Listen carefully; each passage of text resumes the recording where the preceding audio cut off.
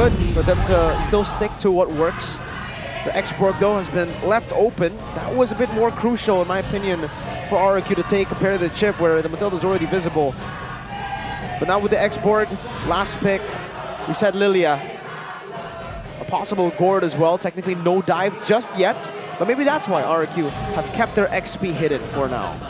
Yeah. Will it be the safe choice in Lilia, or will it be a bit more of a risky choice in Gord? They choose even safer. Vexana. It's very safe. You have field, you have control, and also damage, as it scales very well towards the late game now for Dawn. And then, is it looking for something to play against this export? I mean, Keto is up, Benedetta as well, available for him to play a much more offensive split push type of hero in the XP lane. Yeah, and now to complete their draft, I feel like they need to commit perhaps a Lapu just makes sense. And let's see here, with the Bravest Spider, potentially. Oh no. Roger Jungle? Yeah, Roger Jungle, Barat CXV. Wow. Okay, we did kind of thought that the Roger would go gold, but it is going to go to jungle. So Bruno, a safe pick for Skylar, one of his favorites as well, but you know, it all comes down to the execution for both teams. It certainly will. The lineup rating and the counter index both favored RRQ in game number 1. We'll see if it favors BIGETRON Alpha or RRQ in game number 2, but the Biget Troopers and the Kingdom are here to support their teams, win or lose, with all their might. Wow, the fans are up on their feet already, trying to burn up the roof. And the lineup index for both teams here favors the side of RRQ once again. Both games now for RRQ in terms of the counter index and lineup rating, but we've seen a different result. And here we go, the lineup Dawn. Will this be a 2-0 for BIGETRON, or will RRQ slay back with their mighty sword? RRQ HOSHI and BIGETRON Alpha resumes in game number 2. Potentially the final game of week 7, day 2. Will BIGETRON be able to clean sweep, or will we see a game 3? Land of Dawn, here we go. Of course, for BIGETRON, they're really banking on this Iman pick with the carry as well. One of his favorites for Key. The Matilda will be given so much freedom to move, especially with the save, with the guiding wind. Both junglers will be pathing towards the opposite side of each other. Super Ken Thrill this time, Iman with the QC. This is what we have been seeing now from the carry. No longer the Brave Smite, but for Skylar as well. He's opted to go for the Tenacity, not the Weapon Master, not even the Master Assassin, to bully Iman hard in this lane. So still a lot of respect. Terrified. Oh, a flicker. Burnt out by Moreno early on. But for Key, still, despite this game being already a bit different, he's still gone for the Inspire and the Bargain Hunter. Yeah, all good though. And Iman opting for more physical defense with the boots he picked up earlier. So at least for this lane, it is going to be very hard for him. But Brusco on the object of Ken. Oh, good taunt. Very good. He's level 4 already as well, and that will be the trade. A flicker for Moreno, also a burnt flicker from Brusco. Take a look at the bottom side of the map here. Iman and Skylar actually trading punches. Now with Key jumping and with guiding wind, will look to also munch on towards Skylar more. Iman needs to be careful here. He needs to dive again. Oh my lord. He is very aggressive with those calculations. He is very aggressive, especially in a comfort pick like carry, but Cerrito, he's going to be fine. And the Iman, of course. We'll take a look at the range, but the turtle though. Retry battle, very smart by Super Ken. He actually backs away a bit to dodge the skills, and then a perfectly time on that retribution. Oh, almost full turret plating as well in the bottom lane. A debut pick for Irad and Dawn though. First time we're seeing Dawn on a hero like the Barats. And even that will be taken, the gold crab by Key. An all-out victory for BIGETRON, despite, by the way, RRQ having the prio first up top. They deleted the Faraga armor already. They had the man advantage. And you would argue that in a lane where, you know, You have carry in Bruno that does have that extra range. But so far it's Eman just bossing this lane matchup. I mean, yeah, again, already most of the plates taken away. The gold lead just slowly swindling for him, funneling towards him. And BIGETRON, so much bravery. Super Ken trying to chase down a Rod. Oh goodness, the poke, the damage, the burst. Oh, with Eagle. the help of the circling eagle. Wow. He will secure first blood. Uh-oh, in the no man's land though. Oh no. Recovering. The reinforcements from RRQ Dawn is there. Oh. Super Ken and Key will not be able to survive both of them. Key must be the sacrificial lamb, and that's still a favorable trade for the red robots. Favorable one because you lose the roamer, you got the jungler. This will slow down Irad's progress in the jungle. I mean, the first blood, that was such a brave move from the red robots. Yeah, a big oh no from me, man. That was RRQ kind of miscalculating and I think disconnected. Don munched on Super Ken as the last Insanity was popped. I think they would have been able to actually get the kill on Super Ken if that last Insanity went through, man. And RRQ now, that could have been a good trade for them. It ends up being still, like you said, a favorable trade for BIGETRON because they only trade the roamer for the jungle.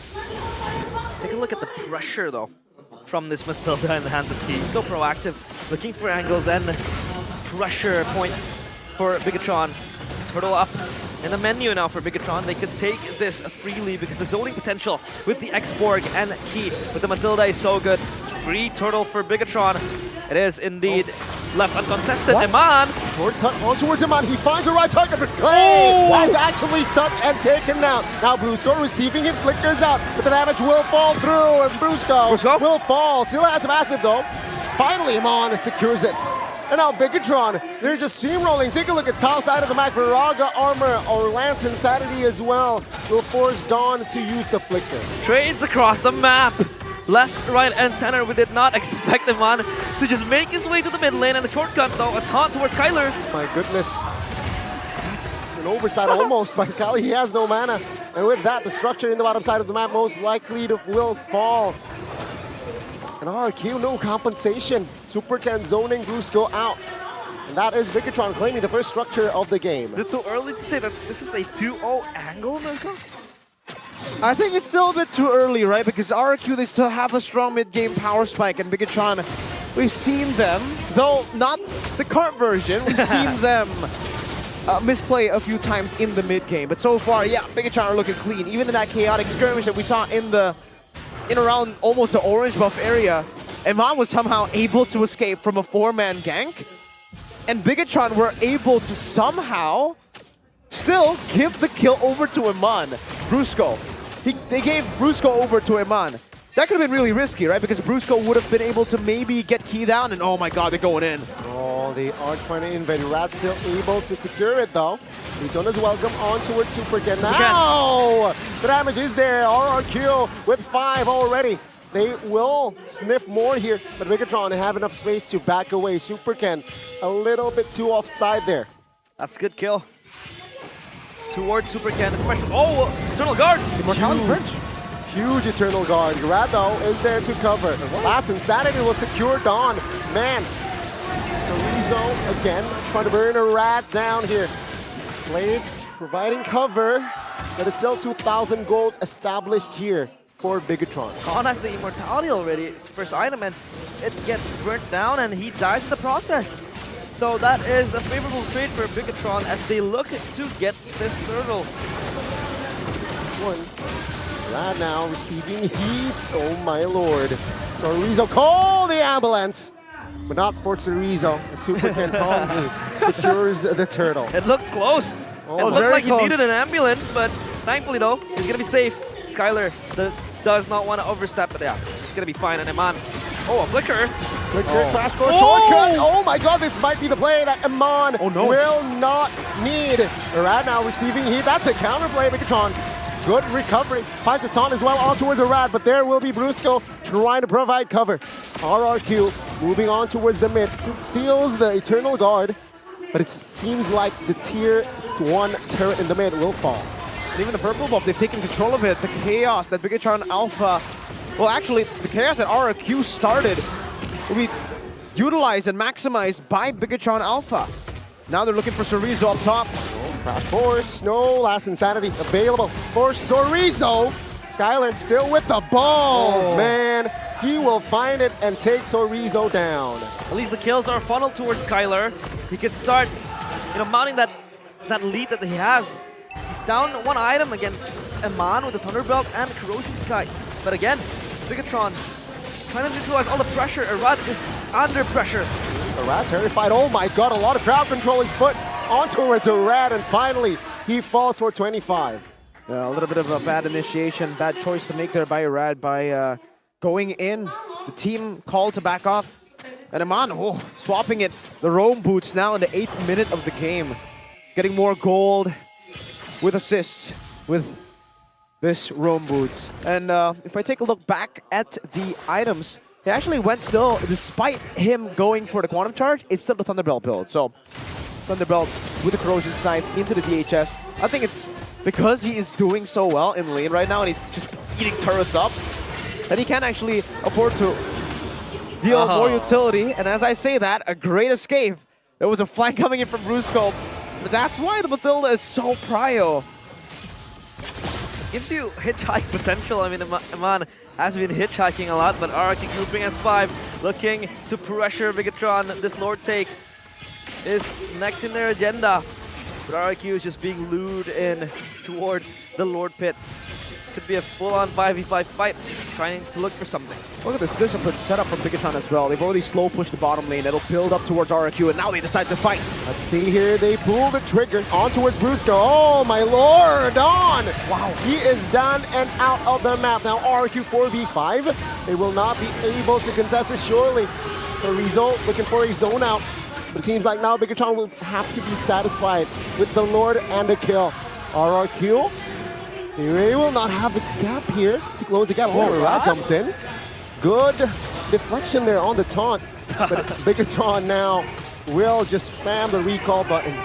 They're just caressing BIGETRON in their own base, caging them inside. And Arad, like it bounce, a bit overzealous, as he does not really have the damage needed to kill down. Oh, Skylar is chipping down at Eman, down to half HP. Yeah, so that's the big threat technically still for BIGETRON Alpha, right? Skylar still does a whole lot of damage. He actually already has his item power spikes, the Haas Claws, Berserker's Fury, and also that Melting Roar. So even with Chorizo, if you've noticed, the Faraga armor has been dealt with quite easily by Bruno. Oh, two-man. Again, Dawn should be the juicy target. Mortality taken down, and also the member. Now Brusco will be their focus. Whoa, that's insanity! And as well as Imbana. And they're just going in and out. They're teaming. They're tag teaming. Like Sean like they're playing. Oh my God, Brusco down. Now he escapes. All right, Brusco will hold on to Skylar still. Quite strong here. They're able to cut down two frontliners. Even taking down Clay in the process now. They're looking to obliterate the tier 3 turret, exposing this crystal of RRQs. Do the turrets still exist for BIGETRON? They're just going at it, constantly diving with a turret being there. Let's see though, their top side turret should be their main focus, but RRQ this time has enough firepower and resources to clear the wave. RRQ surprisingly still has 2 base turrets standing. That was with the first Lord, dude. It's already super value that you get all tier 2s around the map with the first Lord. They got a base turret, and they made both the mid and top base turrets a quarter of its HP, and they're going for more. They don't stop. See here, Dawn again. Another, oh my lord, it's just rinse and repeat.